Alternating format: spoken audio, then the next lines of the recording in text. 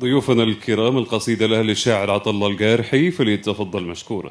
السلام عليكم، الله يمسيكم بالخير جميعا.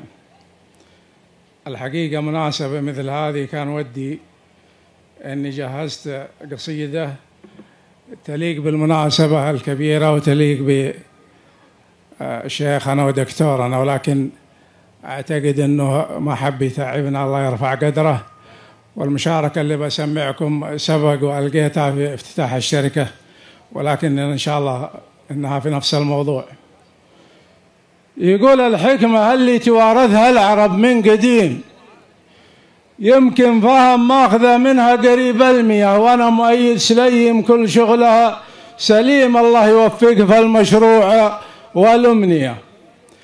الحكمة اللي توارثها العرب من قديم، يمكن فهم ماخذه منها قريب المياه، وأنا مؤيد سليم كل شغله سليم، الله يوفقه في المشروع والأمنية.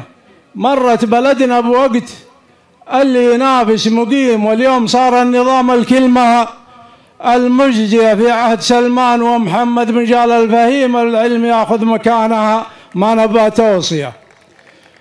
مرت بلدنا بوقت اللي ينافس مقيم، واليوم صار النظام الكلمة المجزية في عهد سلمان ومحمد مجال الفهيم، والعلم ياخذ مكانه ما يبى توصية. يا بن بسيس القرار اللي اتخذته حكيم، وانجازك أكبر دليل، ولا تبى تزكية لك في العدل باع، وانت الباحث المستقيم مالك بالأسواق للجملة ولا التجزية، ما انت المحامي فقط. لا والله الا الكريم والعلم شرعي وقانوني 100%. مشاكل الناس تستوجب عمل مستديم من شخص مخلص لدينها، يعرف التضحية لجاه مظلوم، قال لخصمك خصيم، وانشاف فيها مظالم يرفض التسوية. شرواك يا ابو محمد يا النبيل الحكيم، من كاتب العدل لنبلغ من التسمية، يا نصرة الحق لا مال وعيال الحريم، وانحازت الناس ذا قسمك وذا قسم يا قسمك، بياض الوجيه اللي لشخصك نديم، يا راعي الطيب والوزعة هذا جاهدية.